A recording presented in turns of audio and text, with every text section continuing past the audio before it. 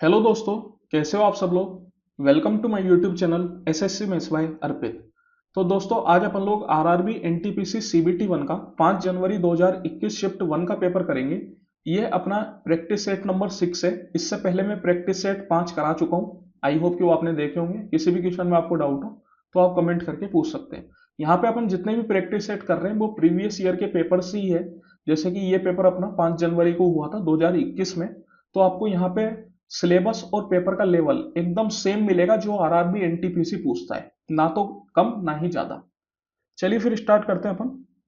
Question number 1 है, in a frequency distribution the mid value of a class is 12 and its width is 6, the lower limit of the class. देखिए जब कभी अपन mean median mode निकालते हैं तो वहां पे अपन को फ्रीक्वेंसी डिस्ट्रीब्यूशन दे रखा होता है। फ्रीक्वेंसी डिस्ट्रीब्यूशन में एक कॉलम होता है क्लास का। तो क्लास किस तरीके से दिखती है, तो जैसे 0 से 10, 10 से 20, 20 से 30 एंड सो ऑन। तो ये हो जाती है अपनी क्लास। अब जैसे मैंने ये सेकंड नंबर की क्लास उठा ली। अगर ये सेकंड नंबर की क्लास में मैं बात करूं तो इस क्लास की मिड वैल्यू क्या हो जाएगी, तो मिड वैल्यू मतलब इन दोनों नंबर के बीच का नंबर, 10 और 20 के बीच का नंबर, जिसको एक तरीके से आप एवरेज भी बोल सकते हो। तो मैं बोल सकता हूं कि मिड वैल्यू क्या हो जाती है, 10 plus 20 divide by 2, that is equal to 15। तो 15 जो है वो 10 और 20 के बीच में आएगा। सेम तरीके से अगर मैं विथ की बात करूं तो विथ क्या हो जाती है, विथ हो जाती है इनकी दूरी। 10 से 20 की दूरी कितनी है, 10 की दूरी है, तो वो अपनी विथ हो गई। उसको अपन कैसे निकाल सकते हैं, तो 20 में से अगर मैं 10 को माइनस करूंगा तो मुझे 10 मिल जाएगा। तो इस तरीके से अपन विथ निकाल सकते हैं। देखिए विथ जो होती है वो सब क्लास की सेम होती है, भले आप 0 से 10 देखो, 10 से 20 देखो, 20 से 30 देखो, सब में विथ सेम मिलेगी। लेकिन मिड वैल्यू जो है वो सबकी अलग अलग होगी। जैसे 0 से 10 की मिड वैल्यू 5 है, 10 से 20 की 15 है, 20 से 30 की 25 है। इस तरीके से मिड वैल्यू सबकी अलग अलग होगी। और इसके अलावा जैसे ये जो 10 है इसको अपन बोलते हैं lower limit of the class, और ये जो 20 है इसको अपन बोलते हैं upper limit of the class. तो सेम तरीके से अपन को एक क्वेश्चन दे रखा है जिसमें बोला गया है कि मिड वैल्यू है 12 और विथ है 6, तो लोअर लिमिट पूछी जा रही है।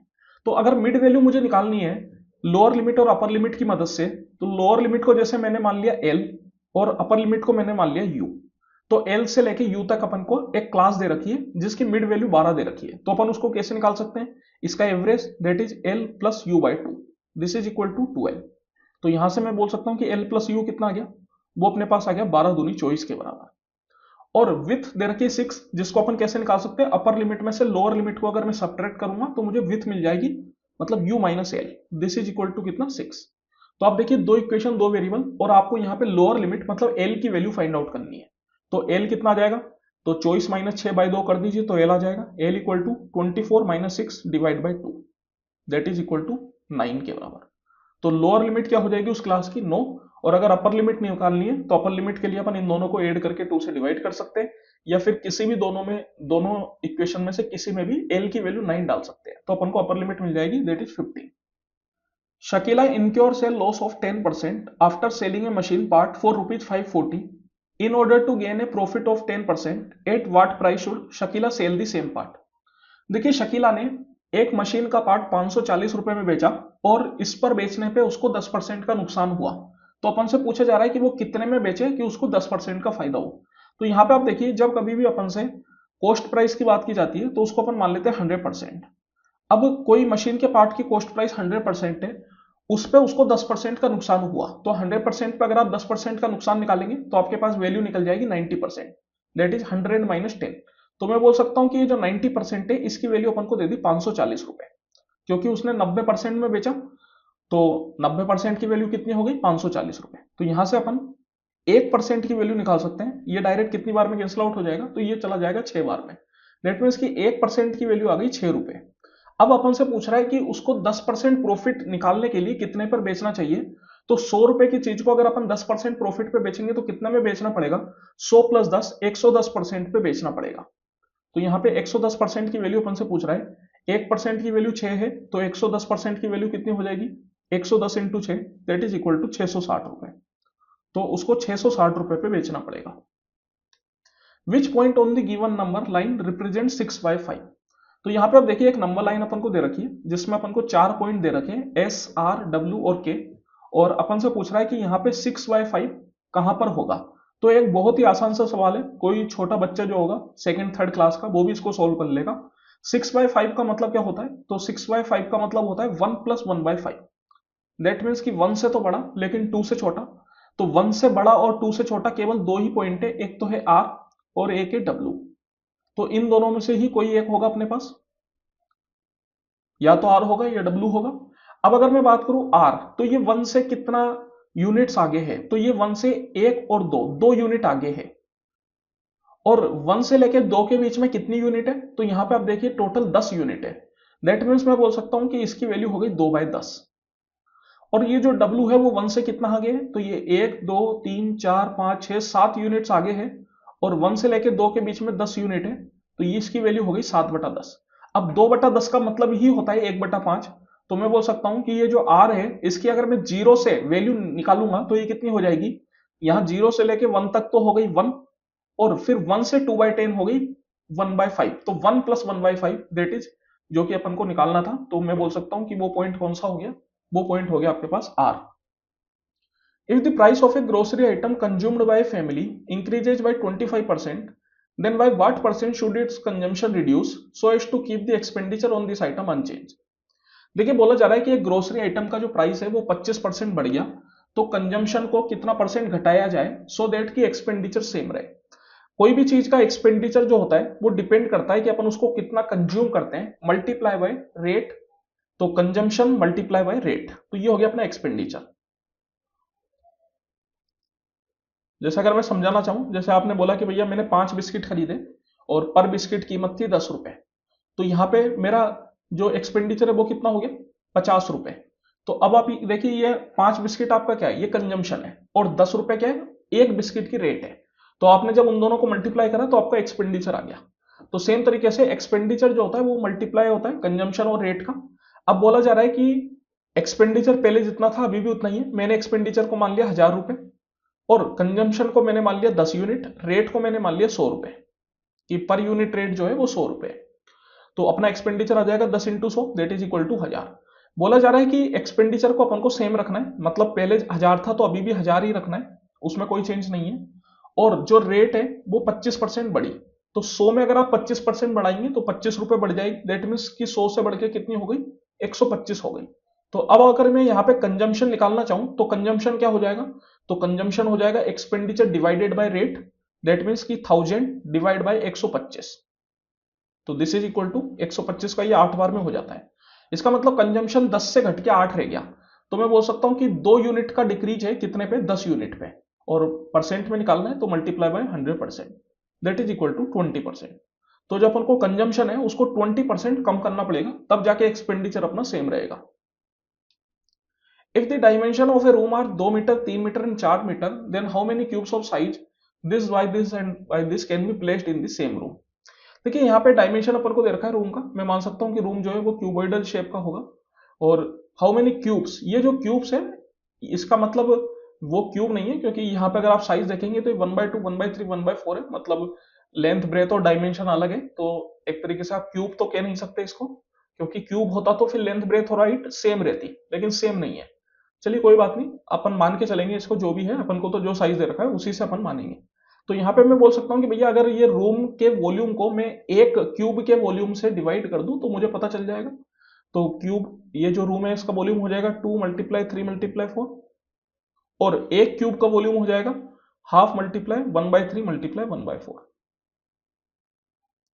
तो यहाँ पे ये सारे नंबर उधर ऊपर चले जाएंगे। तो एक तरीके से आप बोल सकते हो 2 का स्क्वायर 4, 3 का स्क्वायर 9, 4 का स्क्वायर 16। तो कितना हो गया? 9 चौको 36, 36 × 16, 16 का 6 बार में दैट इज 96, 9 कैरी चला गया, 16 3 48, 48 + 9 57, तो 576। A shopkeeper incurs a loss of 20% after selling a machine for 4800 in order to gain a profit of 20%. At what price should the shopkeeper sell the same machine? देखिए एक shopkeeper को 10% का नुकसान हो रहा है जब वो 4800 रुपए में बेच रहा है, तो 20% का प्रॉफिट निकालने के लिए कितने रुपए पे बेचना चाहिए? सेम पिछले वाला जैसा ही सवाल है। तो कॉस्ट प्राइस को अपन क्या मान लेते हैं? 100% मान लेते हैं। तो 20% का नुकसान हुआ, इसका मतलब सेलिंग प्राइस कितनी हो गई? 100 - 20 दैट इज 80%। तो 80% की वैल्यू अपन को दे दी 4800 रुपए, और अपन से पूछ रहा है 20% का फायदा। 100 रुपए पे 20% का फायदा कमाना है तो कितना करना पड़ेगा? 120%। तो 120% की वैल्यू अपन से पूछी जा रही है। सेम तरीके से फिर से यहाँ पे अपन इसको कैंसिल आउट कर सकते हैं। तो देखिए 48 का ये कितनी बार में चला जाएगा, ये चला जाएगा अपने पास 60 बार में। तो 1% की वैल्यू आ गई 60। तो 120% की वैल्यू क्या हो जाएगी, 120 इंटू 60, दैट इज 12 छक्के 72, मतलब 7200 रुपए। तो option number 1। If the denominator of a rational number is of the form 2 की पावर n 5 की power m where n and m are non negative integers, then what will be the decimal expansion of the number। देखिए यहाँ पे अपन को rational number का जो denominator है वो 2 की पावर n 5 की पावर m की फॉर्म का है, जहां पे n और m जो है वो नॉन नेगेटिव इंटीजर्स है, मतलब इंटीजर है लेकिन नेगेटिव में नहीं, इसका मतलब वो पॉजिटिव में है। और जब अपन नॉन नेगेटिव की बात करते हैं तो उसमें फिर जीरो इंक्लूड होता है। नॉन नेगेटिव का मतलब है या तो जीरो या पॉजिटिव इंटीजर्स। तो अपन से बोला जा रहा है कि जो डेसिमल एक्सपेंशन है नंबर का वो किस फॉर्म में होगा। तो यहाँ पे आप देखिए जब अपन से बोला गया है कि n और m जो है वो नॉन नेगेटिव इंटीजर्स है, तो मैं n और m की कुछ वैल्यू मान लेता हूँ। जो सबसे सिंपलर वैल्यू है उसको मैं मान लेता हूँ 1 और 1। यहाँ पे मैं जीरो भी मान सकता था, वैसे नॉन नेगेटिव इंटीजर में जीरो भी इन्वॉल्व होता है, लेकिन जीरो अगर अपन मानते तो वो बहुत ज्यादा सिंपलर साइड पे हो जाता, तो उसमें फिर गलती होने के चांस थोड़े हो जाते हैं। इस वजह से यहाँ पे मैंने 1 और 1 माना। तो ये एक तरीके से हो गया 1/2 की पावर 1 5 की पावर 1, दैट इज 1/5 इंटू 2 करेंगे तो 10, तो 1/10। 1/10 का मतलब क्या हो गया 0.1। अब यहाँ पे अगर अपन ऑप्शन से देखें तो 4 ऑप्शन है।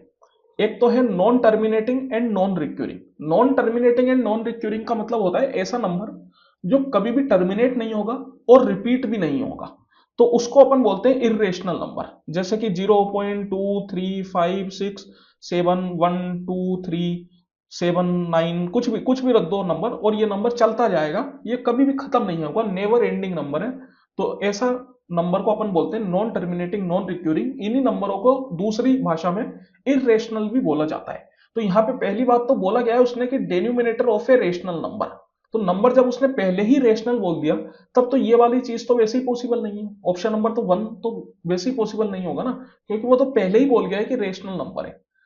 सेकंड ऑप्शन चले तो non terminating but recurring. Non terminating, terminate नहीं हो रहा लेकिन रिपीट होते हैं नंबर, जैसे कि 0.23 23 23 एंड सो ऑन, फिर 23 23 23 ऐसे रिपीट होता जाएगा।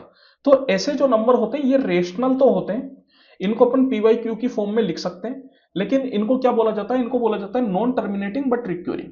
नॉन टर्मिनेटिंग इसलिए क्योंकि कभी खत्म नहीं हो रहे, और रिक्यूरिंग इसलिए क्योंकि रिपीट हो रहे हैं। ये जो 2 3 इसकी डिजिट है ये बार बार रिपीट होती जा रही है। तो ये भी अपना नंबर नहीं है, क्योंकि 0.1 आप देख सकते हैं एक फाइनाइट नंबर आ गया, ये खत्म हो गया 1 पे, इसके बाद ये नहीं है, तो ये एक तरीके से टर्मिनेट हो गया। तो सेकंड वाला ऑप्शन भी नहीं होगा। और कांट बी डिटरमाइन, ये तो एकदम ही खतरनाक ऑप्शन है, इस तरीके के ऑप्शंस पे तो बिल्कुल ना जाए। ऑप्शन नंबर 4 बचता है टर्मिनेटिंग, यही अपना आंसर है। यहाँ पे आप देख सकते हैं कि अपना नंबर जो है वो टर्मिनेट हो गया। If x² - 4x + 1 = 0, what is the value of this. देखिए x² - 4x + 1 अपन को अगर 0 दे रखा है तो यहाँ पे अपन क्या करते हैं, x से डिवाइड कर देते हैं। जब आप इसको x से डिवाइड करोगे तो ये बन जाएगा x - 4 + 1/x = 0। तो यहाँ पे आप बोल सकते हो कि x + 1/x = हो गया 4 के बराबर। ये -4 में उधर ले गया। अब अपन को x + 1/x मिल गया, और x² + 1/x² पे अगर अपन को पहुंचना है तो एक तरीके से यहाँ पे कन्वर्जन फॉर्मूले का इस्तेमाल कर सकते हैं अपन। ये क्या होता है, तो ये होता है x + 1/x का होल स्क्वायर -2, और x + 1/x क्या है 4, तो 4 का square -2, that is 16 - 2 14। Option number 2। If x = 2 and y = 5, evaluate 5xy - 5y²। देखिए बहुत ही आसान सा सवाल है, सीधा आप x की वैल्यू 2 और y की वैल्यू 5 डाल दीजिए, कुछ सोचने की जरूरत नहीं है, कोई कॉमन वॉमन लेने की जरूरत नहीं है, क्योंकि जब इतने छोटे छोटे नंबर है और इतनी छोटी सी इक्वेशन है तो आसानी से सोल्व किया जा सकता है। इतना छोटा सा एक्सप्रेशन है, आसानी से सोल्व किया जा सकता है।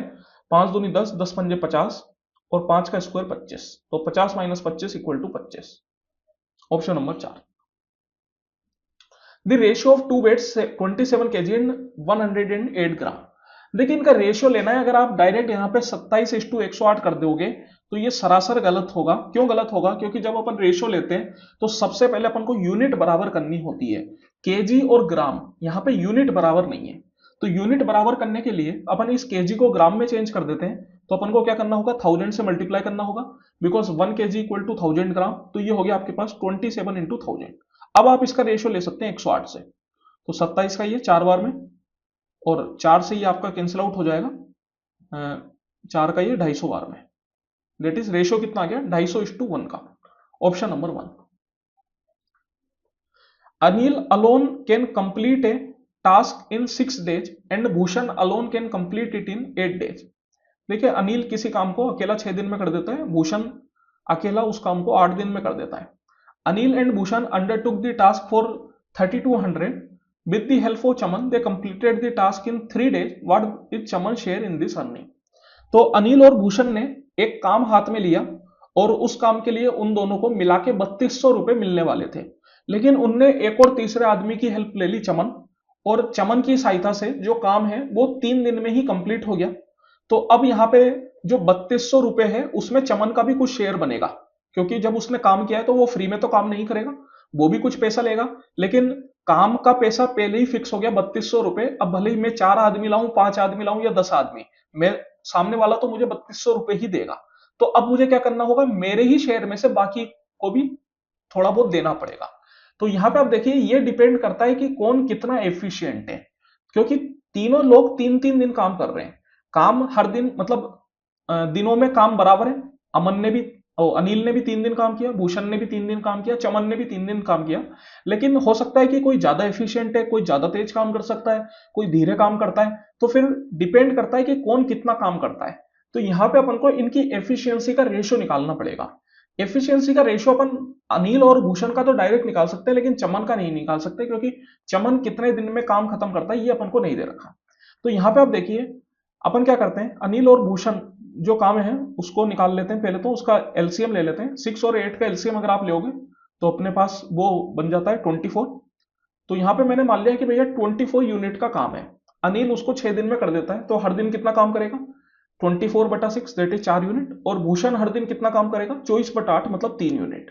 ये तो हो गई इनकी एफिशिएंसी, लेकिन चमन की भी एफिशिएंसी निकालनी पड़ेगी क्योंकि चमन ने भी हेल्प की है। तो अगर मैं बात करूं तो इस तरीके से ये तीनों मिलकर 3 दिन में काम कर देते हैं। अगर अनिल और भूषण ही अकेले काम करते तो 4 + 3 7 यूनिट काम बनता है एक दिन में।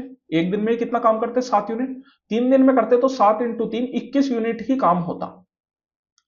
लेकिन अभी भी कितना यूनिट काम रह गया 3 यूनिट काम रह गया, क्योंकि अगर ये दोनों ही काम करते तो 21 यूनिट होता, लेकिन टोटल काम तो है 24 यूनिट। इसका मतलब 3 यूनिट काम अभी भी बचा है। तो ये 3 यूनिट काम किसने किया होगा, तो ये चमन ने किया होगा। और कितने दिन में किया होगा 3 दिन में ही किया होगा। तो हर दिन चमन कितना काम कर रहा है, तो मैं बोल सकता हूं कि चमन जो है वो हर दिन 1 यूनिट काम कर रहा है।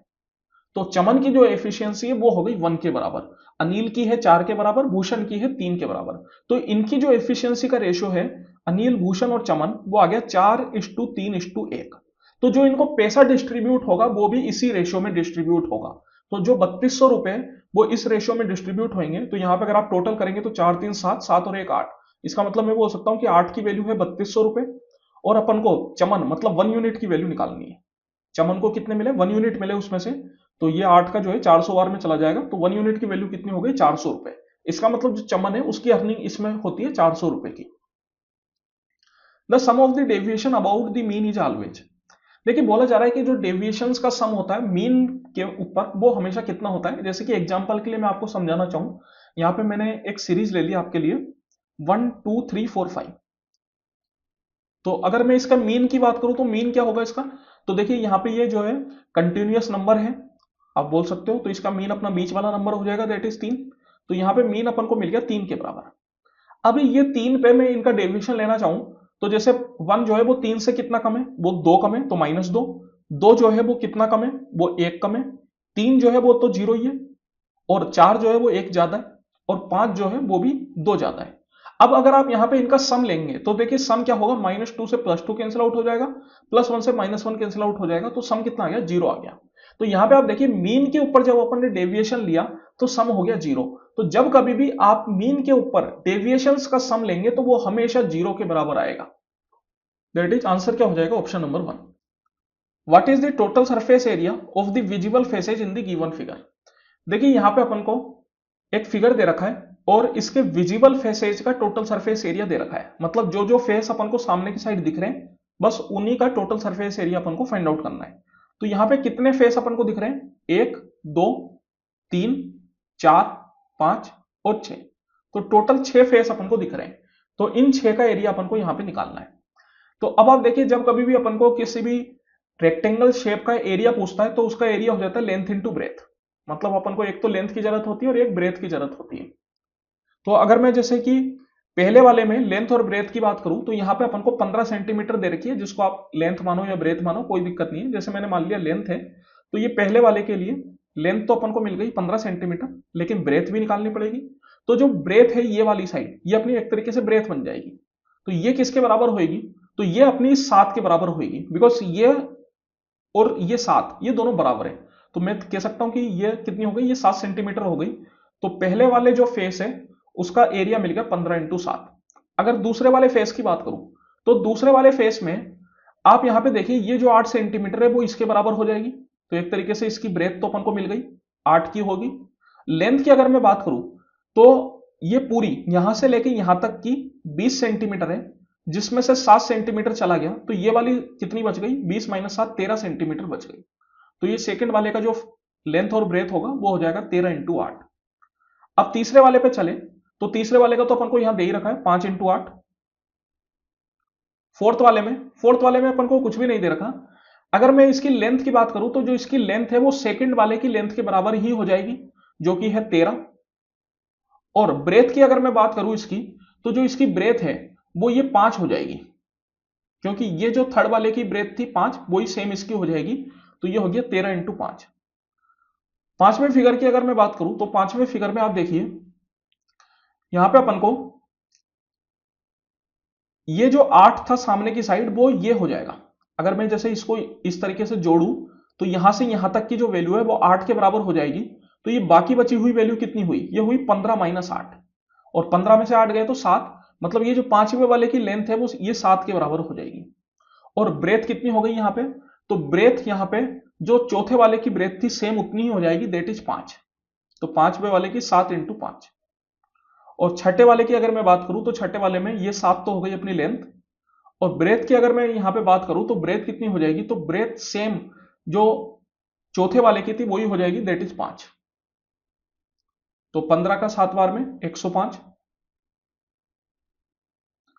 13 का 8 बार में 104 है ना, और 5 इंटू 8 40, 13 इंटू 5 65, 7 इंटू 5 35, और 7 इंटू 5 35। तो ऐड कर लीजिए आप। ऐड करेंगे तो देखिए कितना हो जाएगा? 35 35 70, 70 प्लस 40 110, 110 प्लस 65 175, 175 प्लस 105। तो 175 प्लस 105 अगर आप करते हैं तो वो आपके पास हो जाता है 280। 280 प्लस 104 करेंगे तो 384। That is option number 2। The difference between the compound interest and the simple interest on a sum of money at 10% for 2 years is ₹50, the sum of money। देखिए अपन को कंपाउंड इंटरेस्ट और सिंपल इंटरेस्ट का difference दे रखा है, जो कि 50 रुपए, और जो रेट ऑफ इंटरेस्ट है वो 10% है 2 साल के लिए। यहाँ पे कंपाउंड इंटरेस्ट जो है वो कंपाउंडेड एनुअली हो रहा है। तो जैसे अगर मैं बात करूं सिंपल इंटरेस्ट पे टोटल 2 साल का कितना परसेंट इंटरेस्ट बना होगा, तो वो डायरेक्टली बराबर हो जाता है rate of interest multiply by time, that is 10% into 2, that is 20%। तो सिंपल इंटरेस्ट पे तो सीधा सीधा 20% का इंटरेस्ट बना।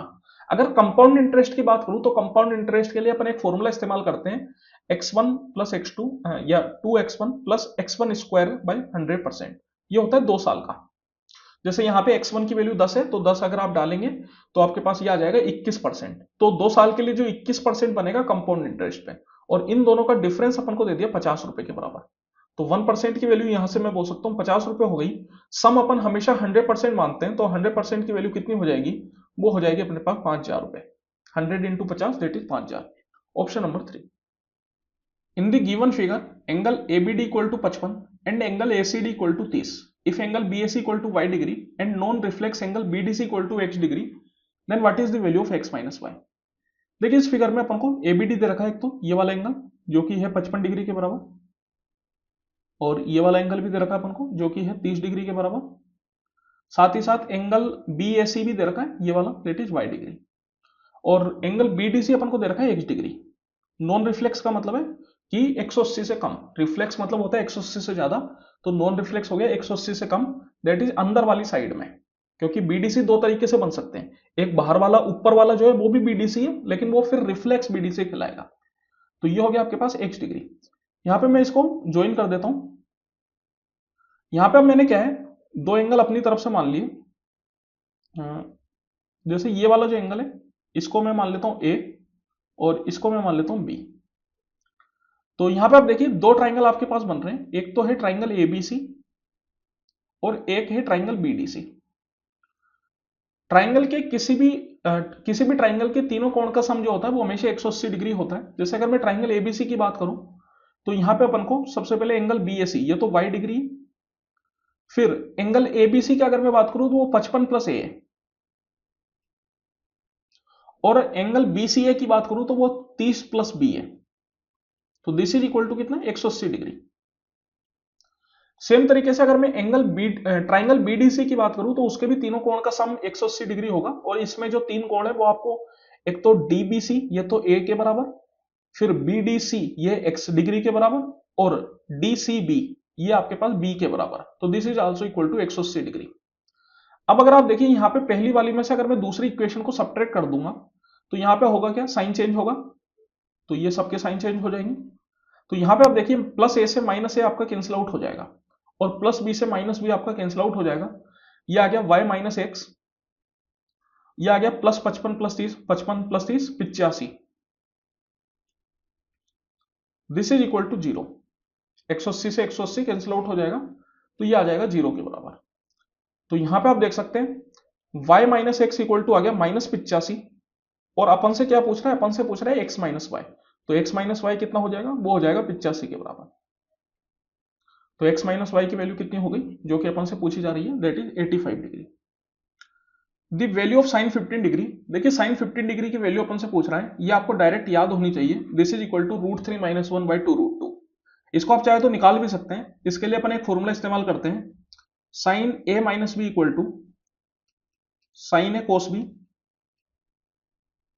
Minus cos A sine B.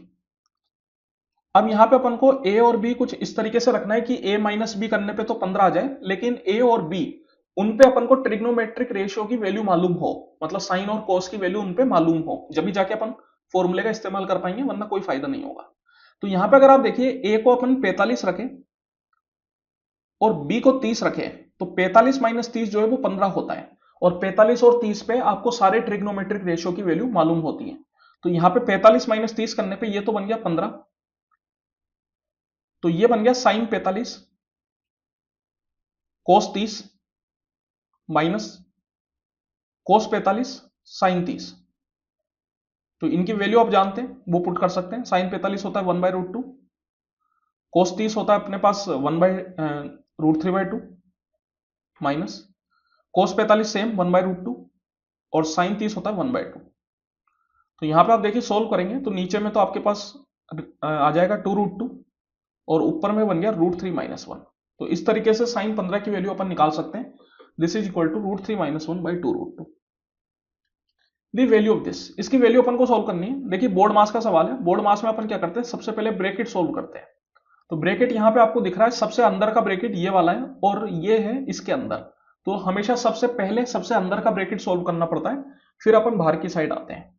तो 3/4 माइनस 1/3 अगर आप करेंगे तो यहाँ पे आप कह सकते हो एलसीएम आ जाएगा 4 3 12, 4 का 3 बार में 3 3 9, और 3 का 4 बार में 4 एकम 4। तो ये आ गया 5/12। तो इस ब्रैकेट की वैल्यू तो हो गई 5/12। अब अगर मैं पूरा ब्रैकेट लूं तो 1/2 प्लस 1/3 प्लस 1/6 डिवाइडेड 5/12।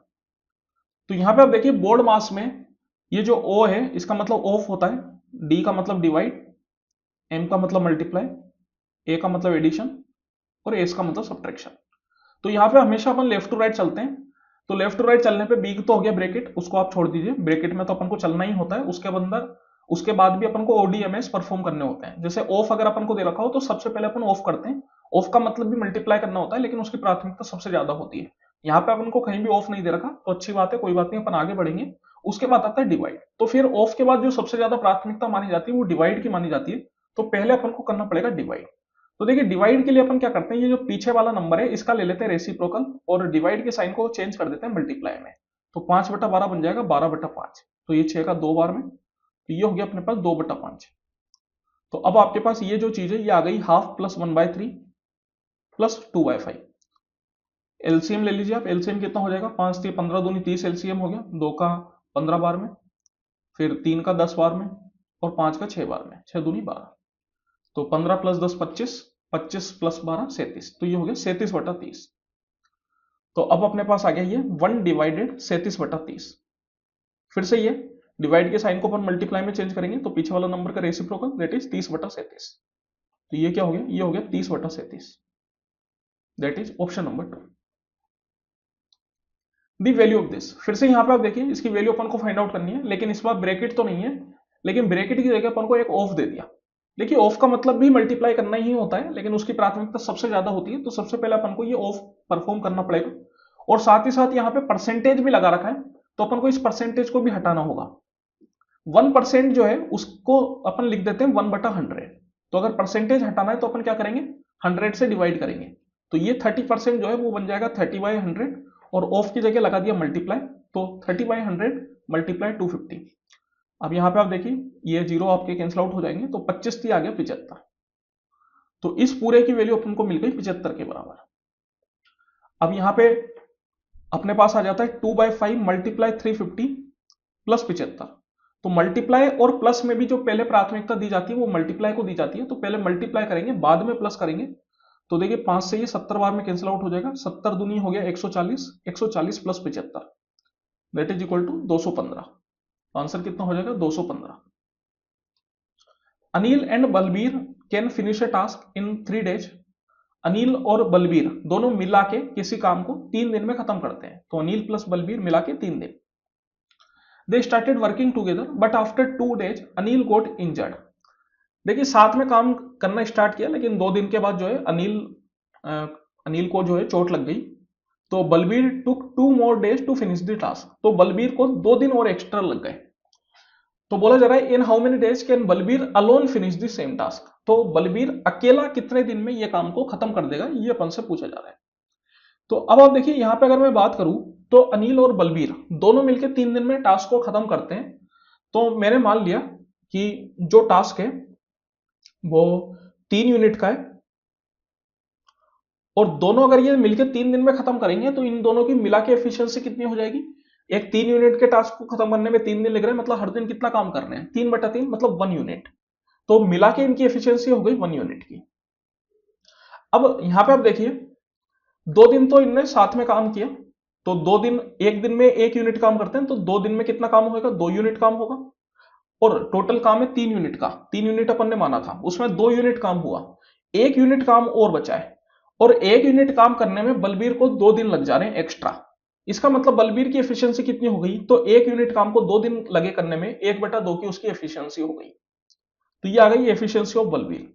और इनकी मिला के 1 यूनिट की एफिशिएंसी थी, तो मैं बोल सकता हूं कि अनिल की एफिशिएंसी कितनी हो जाएगी, तो 1 - half that is equal to half. तो अनिल और बलबीर दोनों की एफिशिएंसी बराबर आ गई। अब 3 यूनिट का टास्क है, बलबीर हाफ की एफिशिएंसी से करेगा तो कितने दिन में कर देगा, 3/2 that is equal to 6 days। तो इसका मतलब बलबीर को कितने दिन लगेंगे, 6 दिन लगेंगे, और अगर अनिल अकेला करता तो भी उसको भी 6 ही दिन लगते। An airplane is carrying 500 passengers, of which 45% are men and 20% are children. The ratio of the number of men, women and children in the lowest term. देखिए एक आसान सा सवाल है, यहां पे बोला गया है कि मेन की जो संख्या है वो 45% है, और जो चिल्ड्रन है वो 20% है। तो जो बाकी बचेगी वो क्या होगी, वो फीमेल होगी। तो फीमेल कितनी हो जाएगी, 45 + 20 अगर आप करेंगे तो आ जाएगा 65। कोई भी चीज को अपन 100% मानते हैं, जब भी परसेंट की बात की जाए तो उसमें टोटल अपन हमेशा 100% मानते हैं। तो 45 + 20 65, तो 100 में से अगर आप 65 घटाएंगे तो आ जाएगा 35%। इसका मतलब मेन, चाइल्ड और फीमेल आ गए 45 20 35। यहां पे आपको मेन, वुमेन और चिल्ड्रन का रेशियो पूछ रहा है, तो रेशियो क्या हो जाएगा 45%, ये तो हो गया मेन का। फिर वुमेन का पूछ रहा है, तो वुमेन है 35%, और फिर चिल्ड्रन, चिल्ड्रन कितना 20%। देखिए परसेंट तो सब जगह कैंसिल आउट हो जाएगा, इसके अलावा 5 से अपन इसको काट सकते हैं 9 बार में, 5 से 7 बार में, 5 से 4 बार में। तो रेशियो क्या हो गया 974, ऑप्शन नंबर 1। यहां पे ये 500 की कोई जरूरत नहीं है, इस 500 का आप हटा दीजिए, इससे कोई मतलब नहीं। The exterior angle of any polygon sum up to, देखिए किसी भी पॉलीगन का जो एक्सटीरियर एंगल का सम होता है वो हमेशा 360 डिग्री होता है। ये नंबर ऑफ साइड के ऊपर डिपेंड नहीं करता। आप भले 3 साइड का लीजिए, 4 साइड का लीजिए, 5 साइड का लीजिए या n नंबर ऑफ साइड का लीजिए, उसके जो एक्सटीरियर एंगल्स का सम होगा वो हमेशा 360 डिग्री होगा। इंटीरियर एंगल जो होता है वो नंबर ऑफ साइड पे डिपेंड करता है, वो इक्वल टू होता है n-2 इंटू 180। जैसे कि अगर एक ट्राइंगल की बात करें तो ट्राइंगल में 3 साइड होती है, तो n की वैल्यू अगर आप 3 डालेंगे तो 3-2 इंटू 180 करने पे वो 180 आ जाएगा। मतलब उसके तीनों अंदर के कोणों का सम 180 डिग्री होगा। सेम तरीके से अगर स्क्वायर की बात करें तो स्क्वायर में 4 साइड होती है, 4-2 करने पे 2 इंटू 180 मतलब 360, तो उसके चारों एंगल के अंदर का सम 360। लेकिन एक्सटीरियर हमेशा 360 रहेगा, यह हमेशा सेम रहता है। The value so obtained on adding the sum and the difference of the number 3.03 and 2.05 each। देखिए अपन से बोला जाए the value so obtain on adding the sum and difference of the number, तो इनके सम और डिफरेंस को ऐड करने पे जो वैल्यू आ रही है वो अपन से पूछी जा रही है। दैट मींस कि सम तो हो गया 3.03 प्लस 2.05 और डिफरेंस हो गया 3.03 माइनस 2.05। इनको अपन ऐड कर रहे हैं, तो देखिए जब अपन ऐड करेंगे तो एक तरीके से ये वैल्यू तो अपने पास खत्म ही हो गई। अपने पास क्या रह गया, ये रह गया 2 टाइम्स 3.03 दैट इज 6.06। तो आंसर क्या हो गया, option number 4। What is the least number which when divided by 12, 21 and 35 leaves the same remainder 6।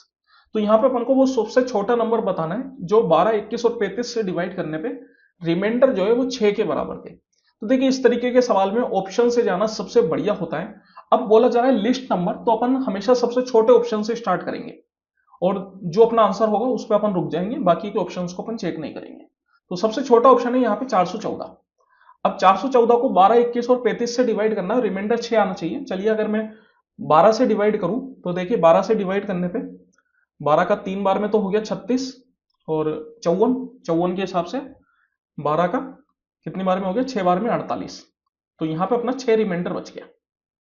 तो मैं बोल सकता हूं कि 12 से डिवाइड करने पे तो 6 रिमाइंडर आया, तो 12 पे तो ये खरा उतरा। अब आगे बढ़ते हैं 21 पे। 21 की अगर अपन बात करें तो देखिए 21 का एक बार में जाएगा सबसे पहले 21, 41 माइनस 21 अगर आप करेंगे तो 20, 20 के हिसाब से हो गया 204 और 204 के हिसाब से 21 का ये कितनी बार में चला जाएगा, तो ये चला जाएगा 9 बार में और 9 बार में हो जाता है अपने पास 21 इंटू 9 अगर अपन करते हैं तो हो जाता है 189। ये आ रहा था 204, 204 माइनस 189 करेंगे तो रिमाइंडर जो आएगा आपके पास वो कितना आएगा, वो आएगा आपके पास 15 के बराबर। तो ये अपना यहाँ पे कैंसिल आउट हो गया बिकॉज रिमाइंडर 6 आना चाहिए था लेकिन रिमाइंडर आ रहा है 15, तो ये तो आंसर नहीं हो सकता। चलिए आगे चले, इससे बड़ा ऑप्शन है 420।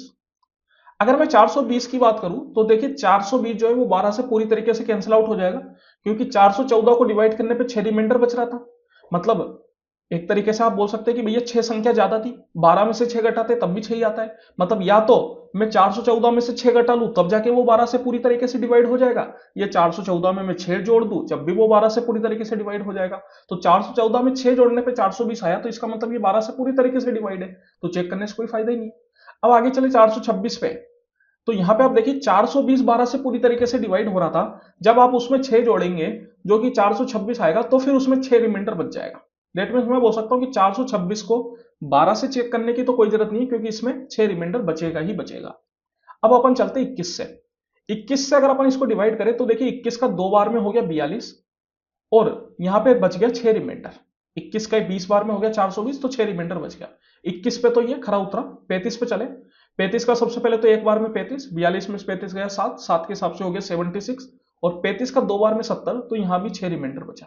तो यहां पे अपन बोल सकते हैं कि 12, 21, 35 तीनों से डिवाइड करने पे रिमाइंडर 6 आ रहा है, तो यही अपना आंसर हो जाएगा। अब अपन 576 पे नहीं जाएंगे क्योंकि जब अपन को 426 पे आंसर मिल गया तो 576 पे क्यों जाए, वो तो मूर्खता हो गई। Which of the following statement is true. देखिए यहां पे अपन को बताना है कि कौन सा स्टेटमेंट सही है। चलिए एक एक करके स्टेटमेंट पढ़ते हैं। पहला स्टेटमेंट है every complex number can be expressed in the form of a real number. Her complex number को रियल नंबर की फॉर्म में लिखा जा सकता है। देखिए कॉम्प्लेक्स नंबर कैसे होते हैं, वो होते हैं a प्लस आयोटा बी की फॉर्म में, जहां पे a और b ये तो रियल नंबर है लेकिन जो ये आयोटा है इसको अपन बोलते हैं इमेजिनरी नंबर, और ये आयोटा लगाने की वजह से ये पूरा जो नंबर है वो एक इमेजिनरी नंबर बन गया। तो यहां पे आप देखिए मैं इसको रियल नंबर में कभी भी नहीं लिख सकता क्योंकि रियल नंबर में लिखने के लिए मुझे ये आयोटा हटाना पड़ेगा जो कि नहीं हट पाएगा। तो मैं बोल सकता हूं कि कभी भी कॉम्प्लेक्स नंबर रियल नंबर की फॉर्म में नहीं लिखा जा सकता। दूसरा है every real number is an integer, her real number integer होता है। ये तो सरासर बात गलत है, क्योंकि डिसिमल वाले जो नंबर होते हैं वो भी रियल नंबर होते हैं। जैसे 0.2 की अगर अपन बात करें तो ये भी एक रियल नंबर है, इसने क्या बिगाड़ा आपका, तो ये भी रियल है, लेकिन ये तो इंटीजर तो नहीं है। तो मैं बोल सकता हूं कि हर रियल नंबर इंटीजर नहीं होता। Every real number can be written in the complex form, तो ये बात एकदम सही है, हर रियल नंबर कॉम्प्लेक्स फॉर्म में लिखा जा सकता है। जैसे रियल नंबर क्या होता है, रियल नंबर जैसे एक मैं नंबर मानू ए, ये एक रियल नंबर हो गया। इसको अगर मुझे कॉम्प्लेक्स फॉर्म में लिखना है तो कैसे लिखना पड़ेगा, कॉम्प्लेक्स फॉर्म का मतलब होता है ए प्लस आयोटा बी की फॉर्म। तो यहां पे मैं क्या कर सकता हूं, प्लस में आयोटा मल्टीप्लाई बाय जीरो लगा सकता हूं। अब जीरो आपके पास रियल है, ए जीरो, ए भी रियल है, लेकिन ये क्या हो गई, ये कॉम्प्लेक्स फॉर्म हो गई। लेकिन क्या ये कॉम्प्लेक्स नंबर बना, नहीं, ये कॉम्प्लेक्स नंबर नहीं बना, बिकॉज आयोटा जब जीरो से मल्टीप्लाई होगा तो वो जीरो ही हो जाएगा। तो यहां पे ले दे के रहा ए ही सही, जो कि एक रियल नंबर है, लेकिन अपन ने उसको लिख दिया कॉम्प्लेक्स फॉर्म में। तो हर रियल नंबर को अपन कॉम्प्लेक्स फॉर्म में लिख सकते हैं, ये एकदम सही ऑप्शन है। कॉम्प्लेक्स फॉर्म, कॉम्प्लेक्स नंबर को रियल नंबर में नहीं लिख सकते, लेकिन रियल नंबर को कॉम्प्लेक्स फॉर्म में लिख सकते हैं। चौथा है every integer is natural number, क्या हर इंटीजर नेचुरल नंबर होता है क्या, तो ये एकदम गलत बात है। नेगेटिव इंटीजर्स भी इंटीजर होते हैं, लेकिन वो नेचुरल नंबर नहीं होते। जैसे -1 जो है ये भी एक इंटीजर है, लेकिन क्या ये नेचुरल नंबर है क्या, नेचुरल नंबर 1 से स्टार्ट होते हैं। जीरो, जीरो भी एक इंटीजर है, लेकिन क्या जीरो नेचुरल नंबर है क्या, बिल्कुल नहीं है। तो ये भी सरासर गलत है। आंसर क्या हो जाएगा, option number 3। Find the value of this, इसकी वैल्यू फाइंड आउट करनी है। देखिए बहुत बड़ा सारा एक बोर्ड मास का सवाल है, तो यहां पे अपन सबसे पहले ब्रैकेट सोल्व करेंगे। ब्रैकेट आपको दो ब्रैकेट दिख रहे हैं, एक तो ये और एक ये दोनों ब्रैकेट अपने आप में इंडिपेंडेंट है, तो इनको आप साथ के साथ सोल्व कर लीजिए। 7 + 89 अगर आप करेंगे तो ये तो आपके पास बन गया 96। यहां पे अगर अपन सोल्व करें तो यहां पे आप देखिए आपको चारों तरह के साइन दिख रहे हैं, डिवाइड प्लस मल्टीप्लाई माइनस। इन सब में सबसे ज्यादा जो प्राथमिकता होती है वो होती है डिवाइड की। तो पहले तो आपको करना पड़ेगा डिवाइड। तो डिवाइड अगर जब आप करेंगे तो ये 3 से 11 बार में कैंसिल आउट हो जाएगा। फिर इसके बाद प्राथमिकता होती है मल्टीप्लाई की, तो 9 × 2 दैट इज 18।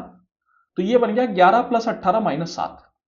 अब आप देखिए प्लस और माइनस, एडिशन और सब्ट्रैक्शन में प्राथमिकता जो है वो इस तरीके से नहीं होती कि एडिशन पहले आया तो एडिशन एडिशन यहां पे बोर्ड मास में पहले दिख रहा है तो आपको एडिशन ही करना है, ऐसा नहीं होता। एडिशन और सब्ट्रैक्शन में अपन क्या करते हैं, लेफ्ट टू राइट चलने पे जो पहले आए उसको पहले करते हैं। जैसे यहाँ पे पहले प्लस साइन आ रहा है तो पहले आप प्लस कर दीजिए, 11 + 18 दैट इज इक्वल टू 29, और फिर 7 को सब्ट्रैक्ट कर दीजिए, दैट इज इक्वल टू कितना, 22। तो ये आंसर आ जाएगा। यहां पे आप सब्ट्रैक्शन पहले करते तब भी कोई फर्क नहीं पड़ता, लेकिन एक अगर यही उल्टा केस अपन चलते, जैसे 11 - 18 + 7 होता, इसमें अगर मैं सब्ट्रैक्शन पहले कर देता तो काम बिगड़ जाता, सॉरी, इसमें एडिशन अगर मैं पहले कर देता तो काम बिगड़ देता। लेफ्ट राइट चलने पे जो पहले आए वो पहले करेंगे, 11 - 18 हो गया -7, प्लस 7 करने पे आ गया 0। यहां पे लेकिन अगर आप पहले एडिशन कर देते तो 18 + 7 आपका 25 बन जाता, और फिर 11 में से 25 जब आप सब्ट्रैक्ट करते तो वो एकदम गलत आंसर आता, क्योंकि इसका सही आंसर क्या आएगा, 0 आएगा। तो इस वजह से मैं जब कभी भी बोर्ड मास की बात करता हूं तो उसमें एडिशन सब्ट्रैक्शन के लिए मैं हमेशा यही बोलता हूं कि आप लेफ्ट टू राइट चलने पे जो पहले है उसको पहले करिए नंबर में। तो यहाँ पे जैसे लेफ्ट टू राइट चलने पे पहले प्लस आया तो 11 + 18 करा, फिर -7 करा। तो यहाँ पे आप देखिए इसकी वैल्यू आ गई 22।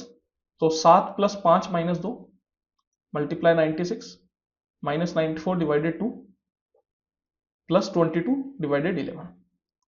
अब आप यहां पे देखिए सबसे पहले प्राथमिकता होती है डिवाइड की होती है, लेकिन अगर आप देखेंगे तो ये मल्टीप्लाई के आगे पीछे डिवाइड नहीं है, माइनस है। तो माइनस की प्राथमिकता बहुत पीछे होती है, तो ये एक तरीके से इंडिपेंडेंट हो गया, तो इसको अपन साथ में कर सकते हैं। तो 2 × 96 अगर आप करेंगे तो कितना हो जाएगा, ये हो जाएगा आपके पास 192, बट विथ माइनस साइन। फिर ये 94 / 2 करेंगे तो ये आ जाएगा माइनस में कितना, 47, और इसको अगर आप करेंगे तो 22/11 दैट इज 2। तो ये बन गया 7 + 5 -192 -47 + 2।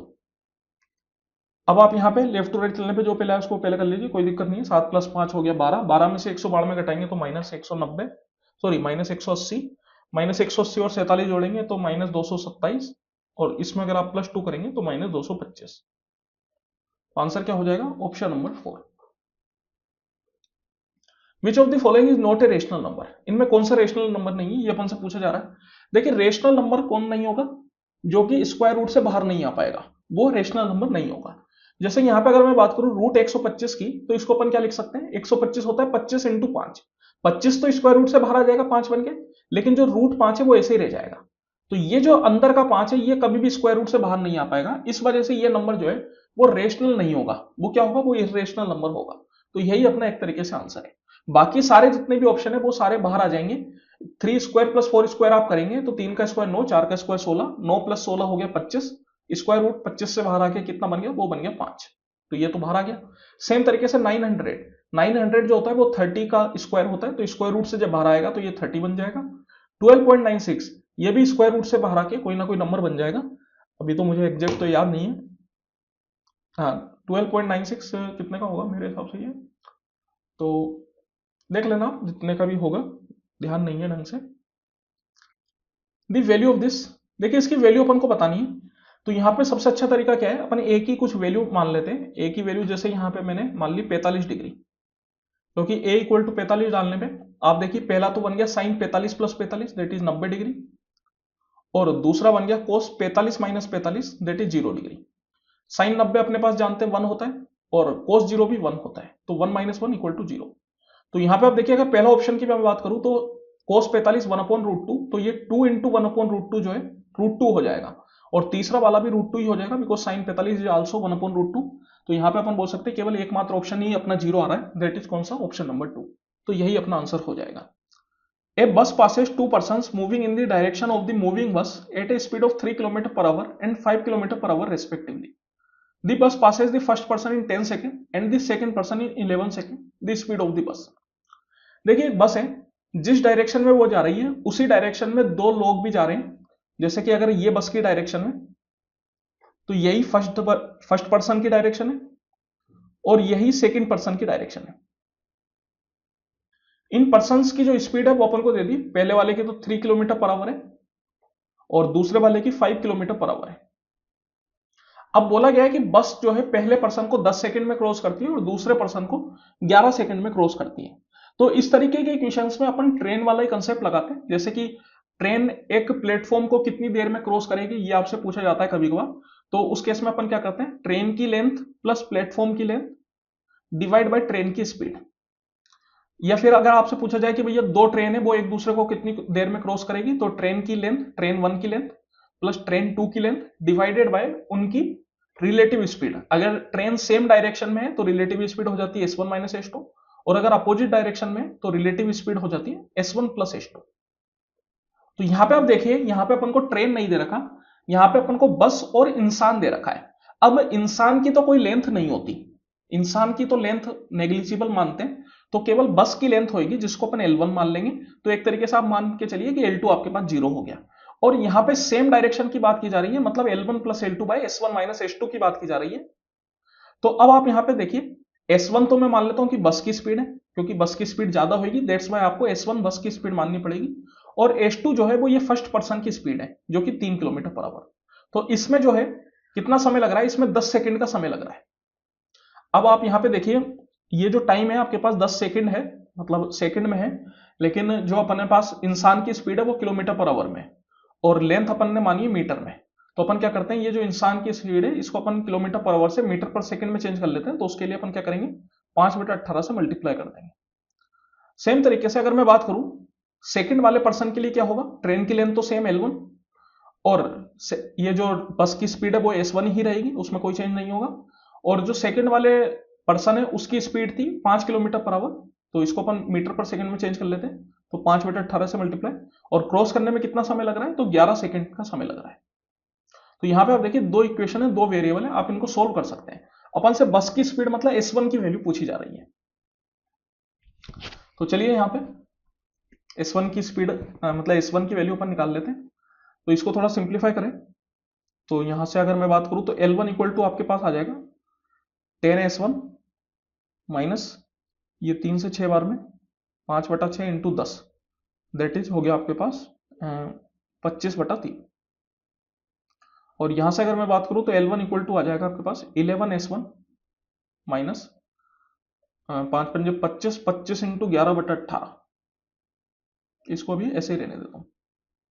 तो यहां पे मैं बोल सकता हूं कि L1 L1 दोनों साइड बराबर, तो 10S1 minus 25/3 equal to 11S1 minus 25 into 11/18।